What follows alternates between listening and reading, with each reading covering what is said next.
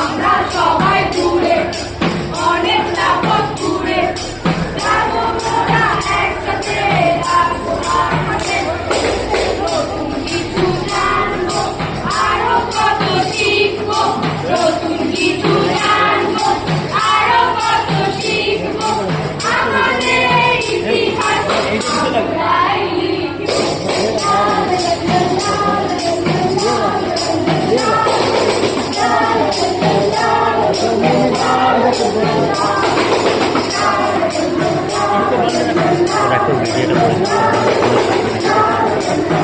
আমাকে তারপরে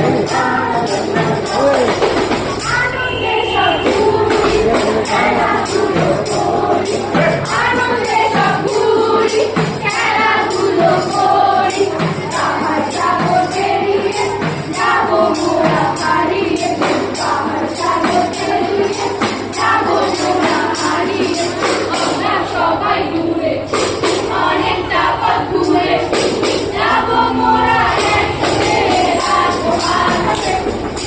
আমরা সবাই ঘুরে অনেকটা পথ ঘুরে যাবো মোরা একসাথে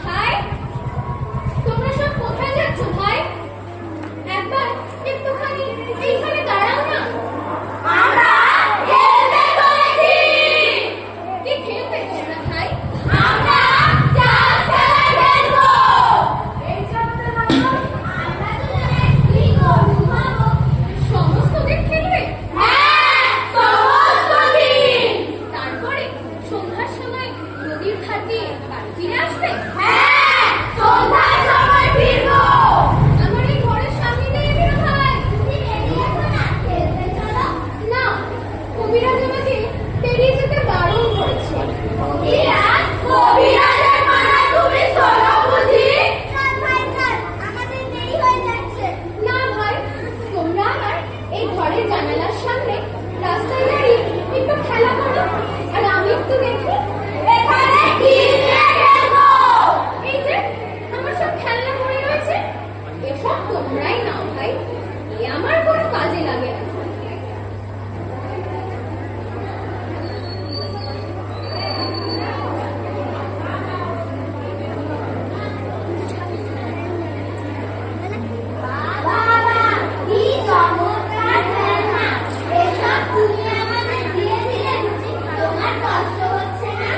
না কিচ্ছু কষ্ট হচ্ছে না সব তোমাদের না কিচ্ছু ফিরিয়ে দিতে হবে না বেশ ভাই আমরা রোজ এখানে এসে খেলে যাবো ও ভাই সিপাহীগুলো এখানে সব সাজা আমরা লড়াই লড়াই খেলি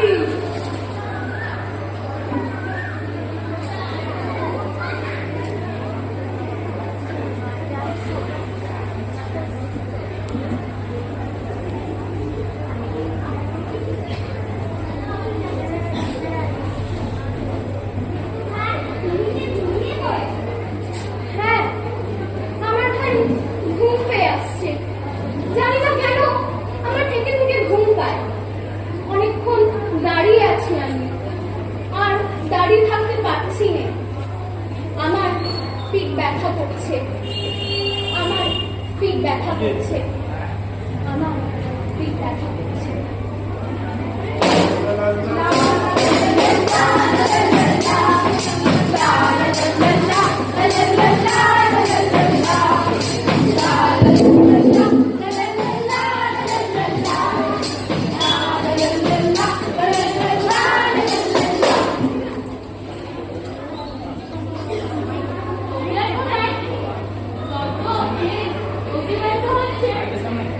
আমার যেন আরো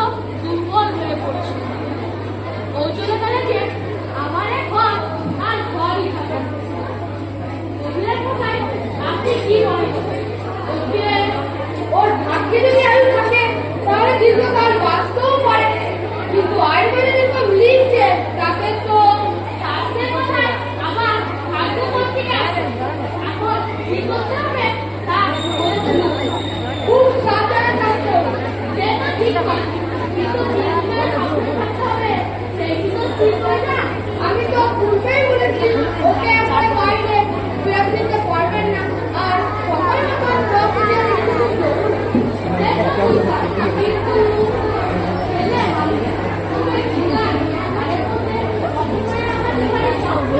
প্রাকৃতিক কমেন্ট করেন রোজগার বায়ু দুপুর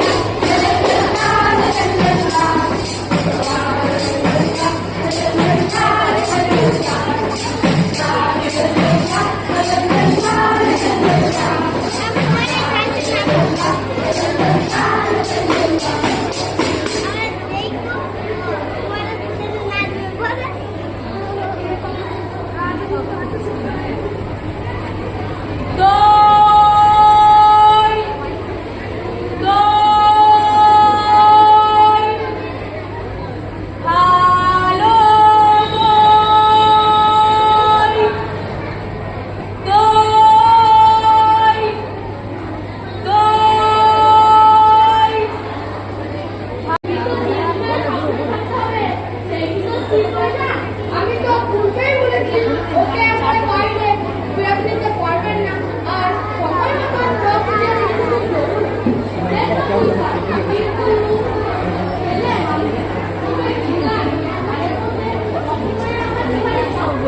প্রাকৃতিক কমেন্ট করেন রোজগার বায়ু দুপুর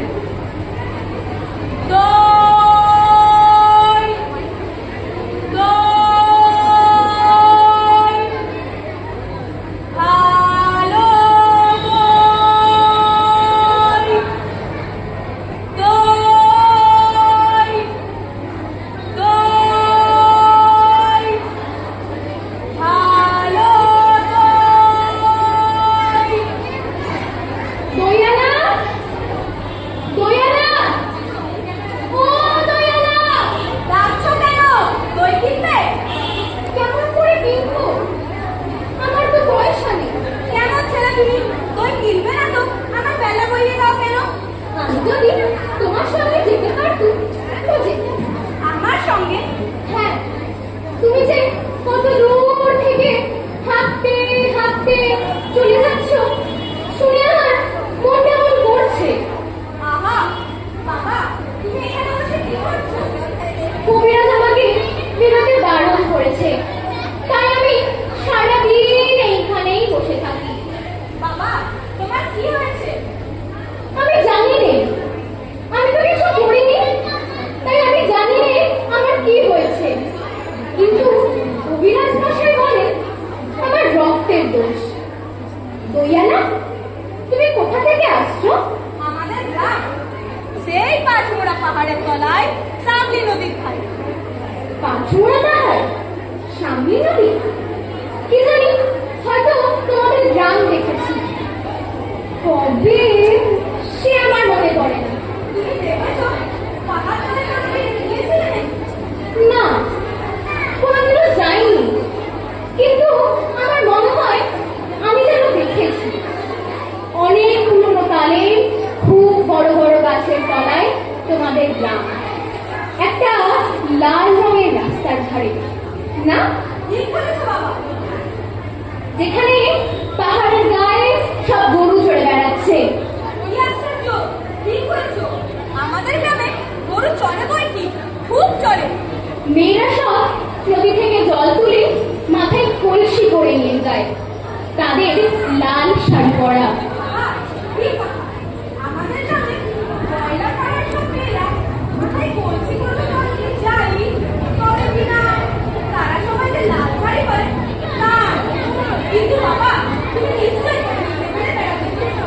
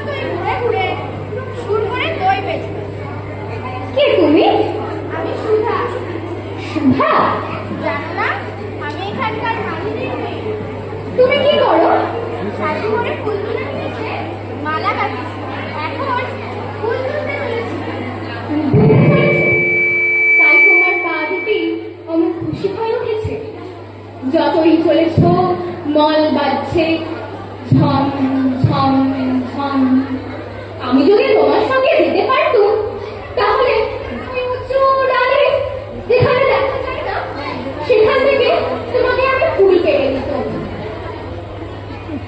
বেশ তো, চলো না। না, কবিরা আমাকে বেরোতে বারণ করেছে, তাই আমি সারাদিন এইখানেই বসে থাকি। কেন? আমি জানি না কি হয়েছে, কিন্তু কবিরা আমাকে বেরোতে বারণ করেছে। তোমাকে বেরোতেই হবে, বলো কবিরাজ আজ তোমার বারণ করবে না। সাত ভাই চম্পার পারুল দিদির মতো তুমি কি আমার হাত ধরে নিয়ে যাবে? পারুল দিদি আমি কি করে হবো? আমি যে সুধা, আমি শশী বাড়ির মেয়ে, তবুও আমি ঠিক তোমার হাত ধরে তোমাকে নিয়ে বেরিয়ে পড়বো। তুমি পারবে? হাত বাড়িয়ে দেখো।